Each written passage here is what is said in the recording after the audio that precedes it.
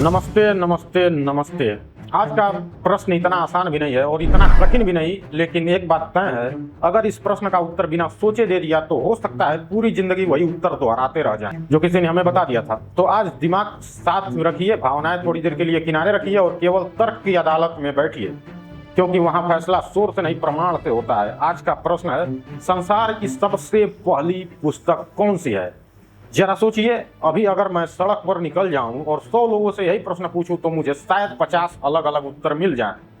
ठीक, कोई कहेगा हमारी पुस्तक सबसे पहली है, दूसरा कहेगा नहीं हमारी, तीसरा बोलेगा तुम दोनों गलत हो। अब बताइए, यदि हर कोई अपनी अपनी पुस्तक को सबसे पहली बता रहा है तो सच कौन बोल रहा है? कहावत है, एक अनार 100 बीमार। यहाँ भी कुछ वैसा ही हाल है। एक प्रश्न 100 उत्तर, लेकिन सत्य एक ही है। सत्य एक ही होगा, 100 नहीं।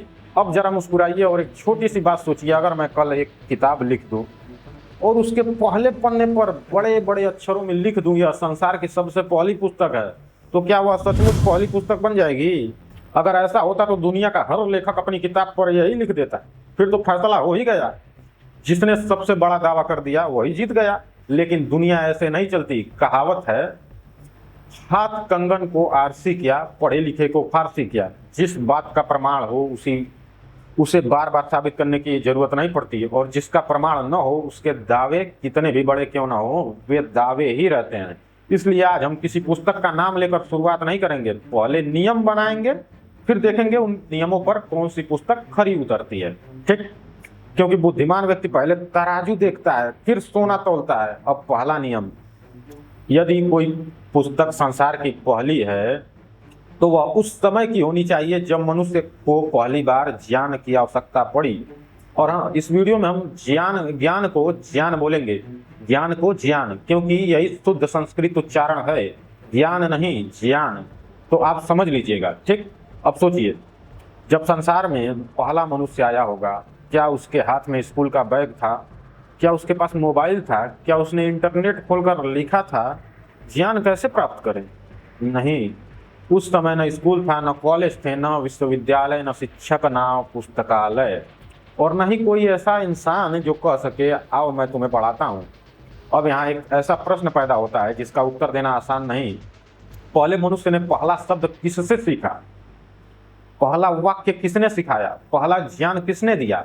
अगर कोई कहे मनुष्य ने अपने आप सब सीख लिया, तो मैं एक छोटा सा प्रश्न पूछता हूं आपसे, आज भी एक छोटा बच्चा अपने आप भाषा क्यों नहीं सीख लेता? उसे स्कूल क्यों भेजना पड़ता है? उसे शिक्षक क्यों चाहिए? उसे माँ बाप क्यों सिखाते हैं? यदि ज्ञान अपने आप आ जाता तो दुनिया के सारे स्कूल बंद हो जाते हैं, किसी को किसी की जरूरत ही नहीं पड़ती। लेकिन ऐसा नहीं होता, ऐसा नहीं होता है। यही तो तर्क है, ज्ञान हमेशा किसी ज्ञानी से मिलता है। अज्ञान कभी ज्ञान पैदा नहीं करता, अंधेरा कभी रोशनी को जन्म नहीं देता, और खाली बर्तन अपने आप नहीं भरता, उसे कोई भरता है। अब प्रश्न और गहरा हो गया, यदि पहले मनुष्य को किसी मनुष्य ने नहीं सिखाया तो फिर पहला शिक्षक कौन था? यहीं से असली चर्चा शुरू होती है। यदि इस संसार का कोई सर्वज्ञ, सर्वशक्तिमान और न्यायकारी परमेश्वर है तो पहला शिक्षक भी वही होगा, क्योंकि जो स्वयं सब कुछ जानता है, ज्ञान देने का अधिकार भी सबसे पहले उसी को है। अब कुछ लोग कहेंगे, भाई साहब यह तो आपने मान लिया कि परमेश्वर है, बहुत अच्छा प्रश्न है, उस पर भी हम अगली वीडियो में विस्तार से चर्चा करेंगे। लेकिन अभी हम केवल एक बात पर विचार कर रहे हैं, यदि परमेश्वर है तो पहला ज्ञान उसी से आना चाहिए, या किसी ऐसे मनुष्य से जो उस समय स्वयं कुछ नहीं जानता था। जरा इस प्रश्न पर एक मिनट सोचिए, क्योंकि कई बार उस उत्तर देने से पहले प्रश्न को समझ लेना ही आधा ज्ञान होता है। और मित्रों, यही से हमारी अगली चर्चा शुरू होगी। यदि पहला ज्ञान परमेश्वर से आया तो क्या वह किसी एक धर्म के लिए था या पूरी मानव जाति के लिए? यही प्रश्न इस पूरी चर्चा की दिशा बदल देगा। अब तक हमने एक बात समझी, यदि पहला मनुष्य था तो पहला शिक्षक भी होना चाहिए, और यदि उस समय कोई मनुष्य शिक्षक नहीं था तो पहला शिक्षक वही हो सकता है जो स्वयं सब कुछ जानता हो। लेकिन अब एक नया प्रश्न खड़ा होता है, यदि पहला ज्ञान परमेश्वर ने दिया तो क्या वह केवल कुछ लोगों के लिए था या पूरी मानव जाति के लिए? जरा सोचिए, अगर सूरज निकलता है तो क्या वह केवल एक देश के लिए निकलता है? नहीं। हवा चलती है तो क्या वह केवल एक जाति के लिए चलती है? नहीं। पानी बरसता है तो क्या बादल पहले किसी का धर्म पूछते हैं? बिल्कुल नहीं।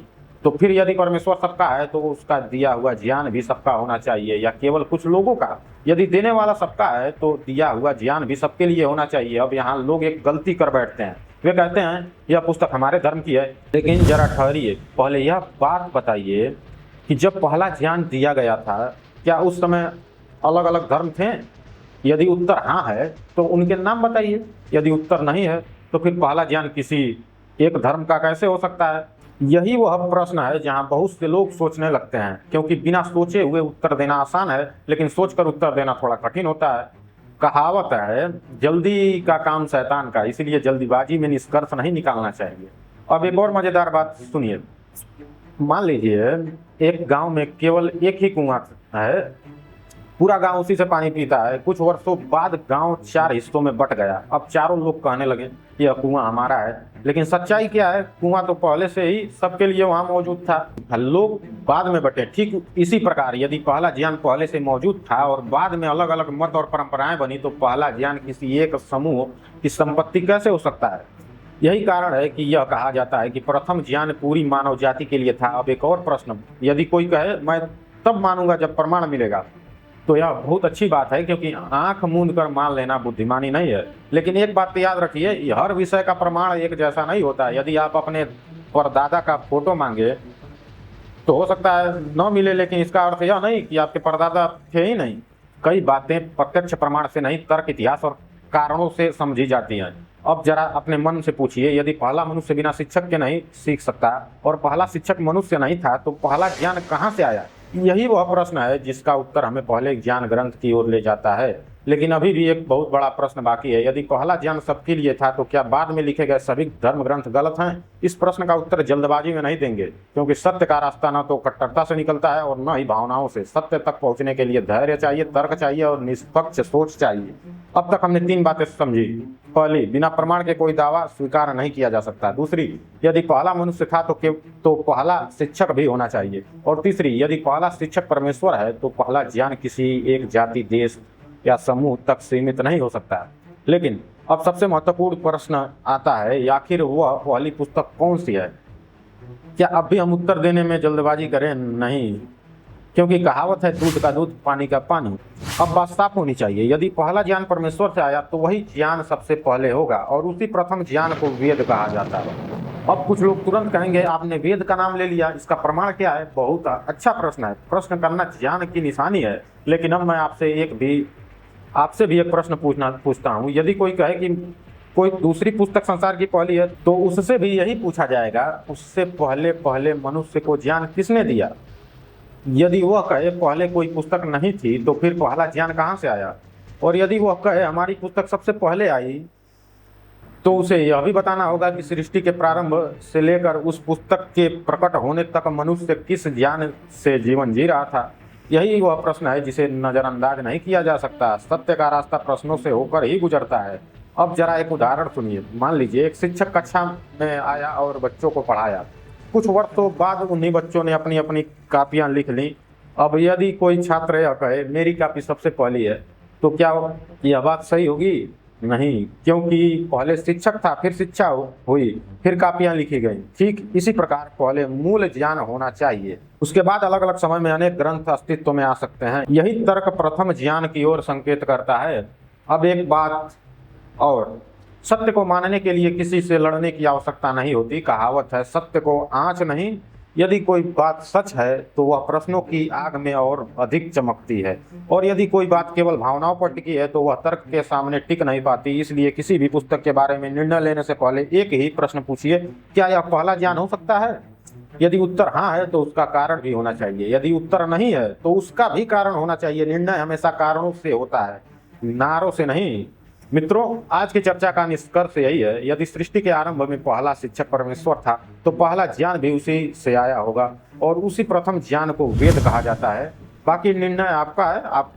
हमारा उद्देश्य किसी पर विचार थोपना नहीं, बल्कि आपको सोचने के लिए प्रेरित करना है, क्योंकि जो सोचता है वही सीखता है, और जो सीखता है वही सत्य के और निकट पहुंचता है। यदि आपको यह चर्चा पसंद आई हो तो इसे उन लोगों तक भी पहुंचाइए जो बिना सोचे किसी भी बात को स्वीकार नहीं करते हैं, बल्कि प्रमाण और तर्क के आधार पर निर्णय लेना चाहते हैं।